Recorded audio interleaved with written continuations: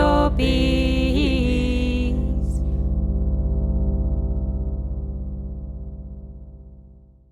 What I thought we'd call this talk is, what's that flavour? Because we all know that thing. You get a harvest in, you taste it, and you think, damn, what's that flavour? I sort of know what it is, but it's really confounding me. And so we're going to look at 5 flavours that are very commonly found in British polyfloral honeys.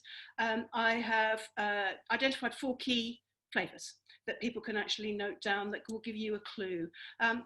People chat online about the flavours of honey all the time. There's many more resources that you can access, but these 4 pointers I'm going to give you are the ones that are like the key to the door that you might just learn to recognise. And obviously this sort of depends on people going out and buying some of the monoflorals, which you can get readily online, and learning to taste them themselves. But honestly, it opens up your view of your own honey. It also gives you some really important foraging clues as to what your bees are thriving on and bringing in, because we can't all of us be watching the pollen on their legs all the time, and we don't know what secret places they're finding to forage. And very importantly, on the evangelist trail, I feel that we as beekeepers have a really big job to do to convince people that not all honey is one colour, one flavour, and one price from that supermarket shelf. I want people to be opened up to the world of flavours. So it falls to us as beekeepers to explain our own honey better, to know more about it, and be able to talk about the individual flavours. And it also helps if you're selling to the public, if you can say, well, this one that I took off in midsummer has got a lot of lime in it or something. So if you know those flavours, I'm not talking about labelling them as monoflorals. I'm just talking about knowing our polyflorals a whole lot better. Little bit of authority at point of sale goes a long way, and then that customer will take it off and they will tell a friend. And this is the beginning of the chain of people understanding about real honey, artisan honey that hasn't been processed, microfiltered, and blended, which is the killer word, blended honey. So we're going to talk about these 5 monoflorals. So I'm starting, I'll show you my little tasting array. We're starting classically going light to dark. And I'm going to teach you, first of all, just with this first one, which is lime, the techniques I use. Now, people do have a variety of different tasting techniques and what they use. Glass rods are, obviously that's what judges tend to use. I use a beechwood spoon because I'm not leaving it in my mouth for any length of time at all. I'm taking it out.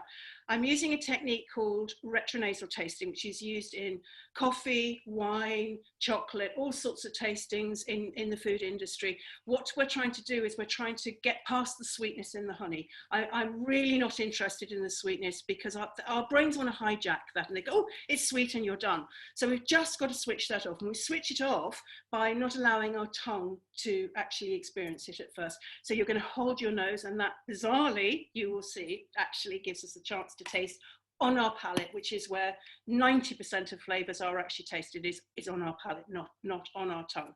So here I am with this lime. I'm giving it a pretty good mix up because I do want to stick my nose in it, and it's quite a quiet nose. Sometimes lime has quite a medicinal note. This one doesn't. You'll see it's quite gelatinous. This has been in the honey warmer, I have to admit. It was actually rather granulated, but it's gone back to liquid. You can see it's got a very beautiful colour to it. And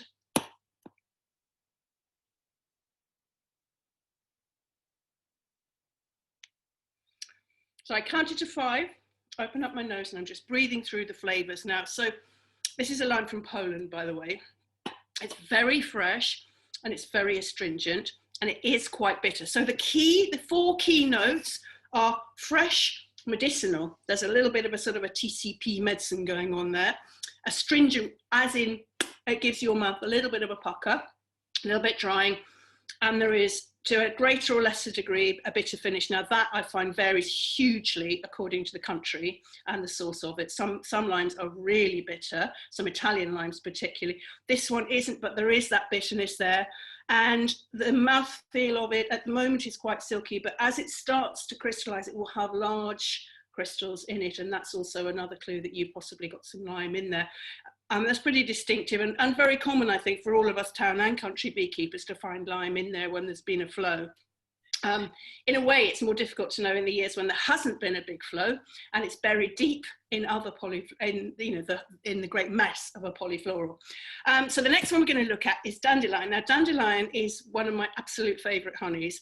If I tell you it has a nose like cat pee, you're going to wonder why on earth I would be talking about it. But it's just one of the most wonderful honeys. And it's something that does sometimes come as a spring crop. People do have a huge suddenly influx of dandelion and might consider taking a super off and might consider spinning out some dandelion. This one has been creamed. It's been creamed because it sets with very uneven crystals and it's a bugger to deal with, and it doesn't look very nice in the jar. If you cream it, it behaves a whole lot better, but it also makes the flavors, which are somewhat peculiar, behave better in the mouth and make it something that you would eat with cheese or with yogurt or something. It's a very acquired taste, but my goodness, it's delicious. So on the nose, it smells vinegary, it smells fermented, and it smells like teenage socks, as well as the cat pee. So if you find those notes, yeah, lovely, lovely, lovely. So my 4 key notes for this are herbaceous, it's very herbaceous, very green.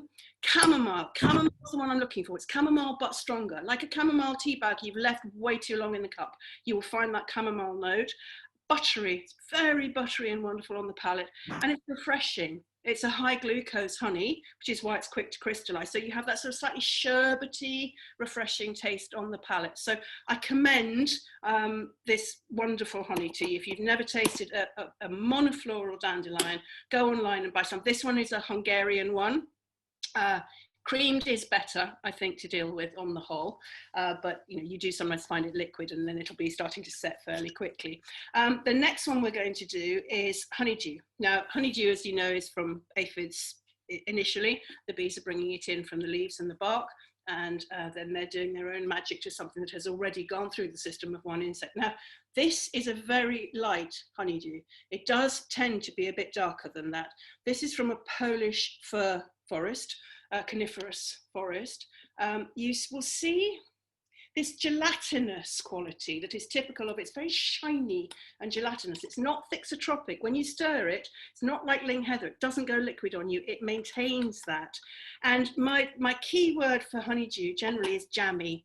It's a very jammy honey. It has a texture that's almost chewy in the mouth. It's quite sort of apricot jammy. Molasses, malt, and vegetal. Vegetal means almost compost heat green, and you do just get that note sometimes in honeydews, but they vary hugely because the aphids vary, the saps that they're eating vary, and the soil varies. But there are these key elements that you will find in honeydew, which is incidentally every bit as medicinal as manuka in many, many ways, and very much overlooked in this country. It used to be fed to pigs because it's not something you want to leave on the hives. Apparently it gives bees dysentery as an overwintering store, but if you take a crop off and you find you've got this fantastic dark honey at the end of summer, I think it's a joyous thing, and it's wonderful with cheese, it's wonderful with all sorts of things. So again, I recommend it to you.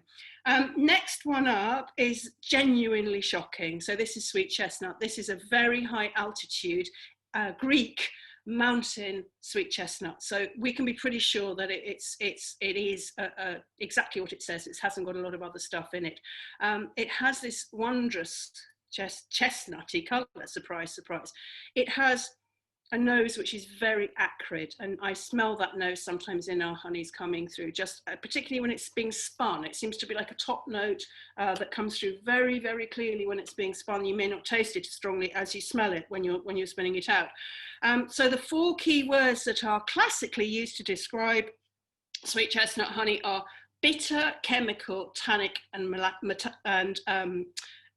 the bitter, chemical, tannic, and metallic, which is not something you would think that would recommend a honey to you. Rather like dandelion, you're thinking, why would you possibly enjoy this honey?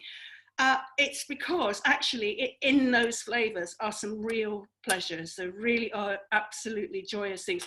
And I think for a lot of people, perhaps at my age, I don't know about younger people, whether they remember Benylin cough mixture, because this has that same edge of wow, as Benylin does. It's really, really penetrating flavors. it goes so well with so many things. I mean, again, not in this country, but in the big producers of chestnut, which includes Japan, bizarrely, this is a really highly sought after and expensive crop. So you've got this, again, this quite silky texture, which does translate onto the palate, and this selection of acrid taste, but then it goes away to this warm, lovely sweetness that seems to spread into your chest. And so, yeah, benlin is the thing to bear in mind. I think it's one of your big clues if you've got a bit of sweet chestnut. If you've got bitter coming through, obviously that is a thing that would immediately alert you to the fact that you might have some chestnut. You often have honeydew in chestnut as well. They often occur together in the same honey. So you might just find that you're getting a marriage of those two things, give both dark, both silky, slightly gelatinous, but the bitter tells you that there's chestnut happening. So last one up is the great treat that I've saved. I retasted this last night and I had just forgotten how absolutely wonderful it is. So this is heath heather. It's nothing to do with ling and nothing to do with the heather trees that are all over Europe as well, less so in Britain. So this is Erica cinerea. It's the bell heather that we have in our gardens and that grows wild on heathland.